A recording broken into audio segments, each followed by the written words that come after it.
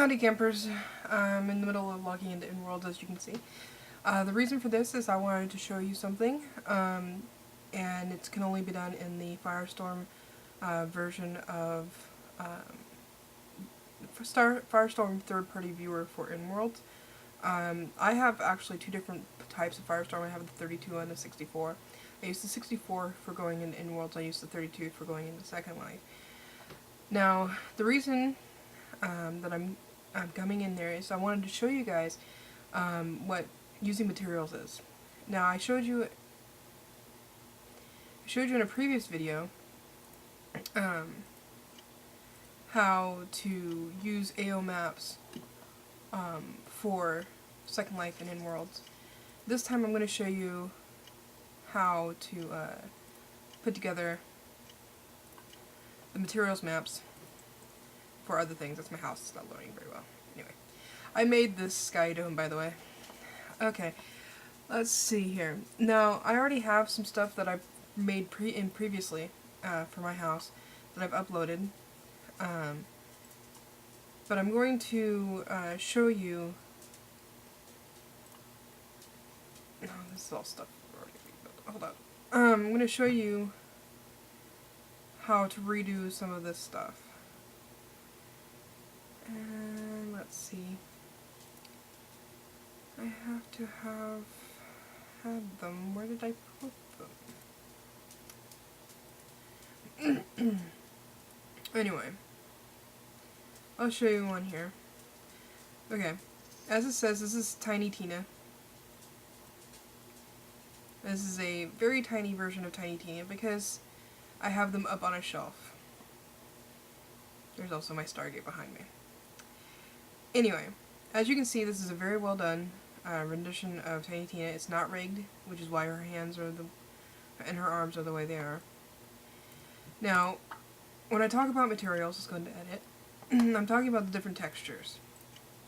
In this case, her skull, or not her skull, her bandit mask and her are two completely different things. So you have to do like select edit linked, select face, and then you have to choose either her or the mask.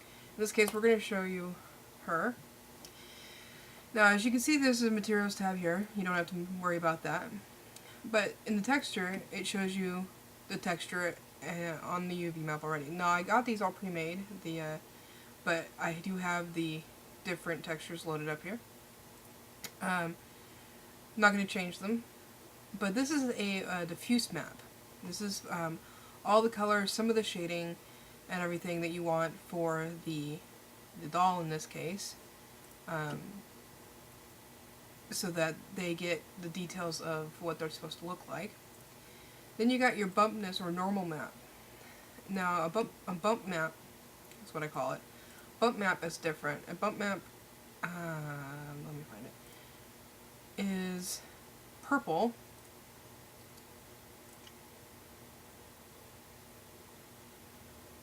Kind of a bluish purple, and it tells the viewer and the computer what should have depth of color and shine and stuff like that, so that it gives it a little bit more depth without actually using up more land impact for the details. Then you've got your shininess or specular map, and this tells the computer and whatnot where the shadows were. Now, she doesn't have a specular map. She just has the other two.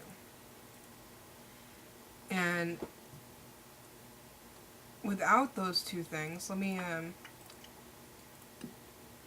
just do, I'm going to do something real quick. I'm going to put this as a blank so I can show you guys what I mean, wrong one, what I mean by giving it depth. Okay, there we go. Alright, this is what she looks like without anything on it. No bump maps, no textures or anything. She looks kind of plain, not very detailed. Everything's like rounded or soft edged. See? So then you add the diffuse map or just the texture. Let me go back up here. If you add just the texture to her, and I forgot to hit edit linked face, because if I had just done that, the mask would look weird too. You put just the diffuse map on her. See, she looks more detailed, but there's still not a whole lot of depth to it. Okay. So you want to put the you want to put the edit map, and then you're going to want to go back to select face. You're going to go to the bumpness map or normal map. And in this case, you're going to choose a bump here. And see how it gave it a slight, I feel like you got more depth to it. Like the band-aid on her nose actually has ridges and stuff like that. It's very subtle. But it makes things look a lot cooler. In the normal InWorlds viewer, they haven't made it so that you can get materials just yet. So not everything looks very well unless you can, unless you're a really good artist and can make it look the way you want with, you know, shadows and stuff like that without it.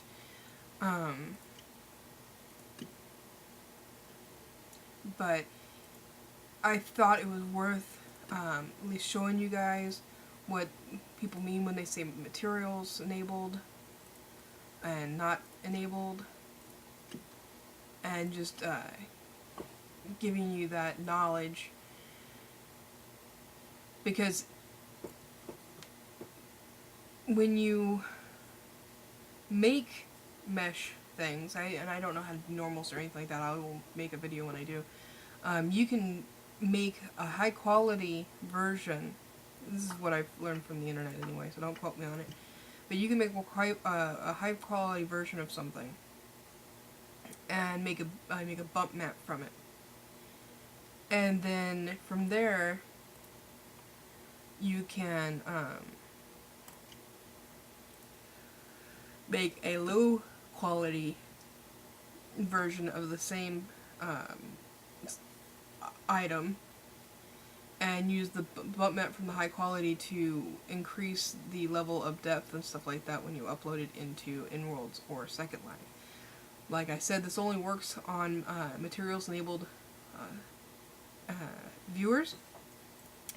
If you use non-materials enabled viewers, then things look a lot different.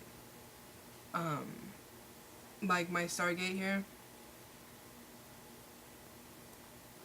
the water doesn't look quite as shiny, and you know, it looks like it's almost 3D. You don't really get that very much, and the Stargate doesn't look nearly as detailed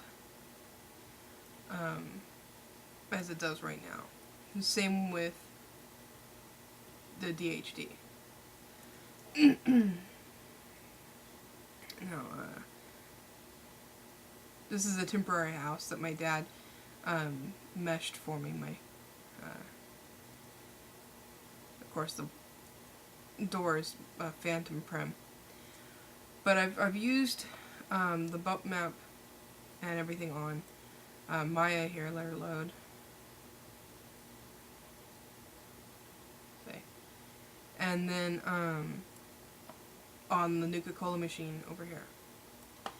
And trust me, the Nuka-Cola machine without the bump maps and the diffuse map and the specular map is not nearly as impressive as it is right now. I actually made it so that when you click on it, it makes a noise and gives you a Nuka-Cola.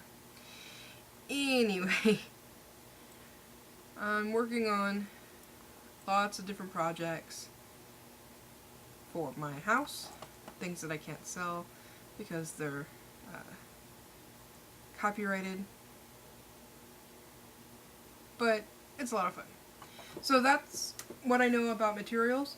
And I hope you learned something new, because truthfully, I've spent over a year in Second Life. I had no idea what they meant by materials and everything like that, because everything that I've ever everything that I've ever built so far has had an AO and a UV. And an AO is not a specular map. It is a shadow map that you use to multiply or overlay over things that you are making for textures for the objects. So, yeah. Anyway, I will talk at you guys later, and I hope, like I said, that you learned something. And catch you later.